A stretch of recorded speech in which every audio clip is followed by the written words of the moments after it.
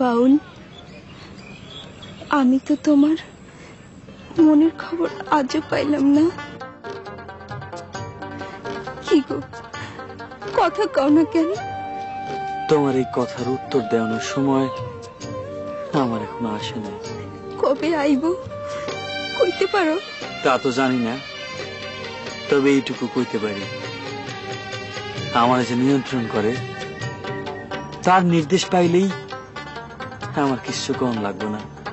তুমি সব কথার উত্তর খুঁজে পাইবা।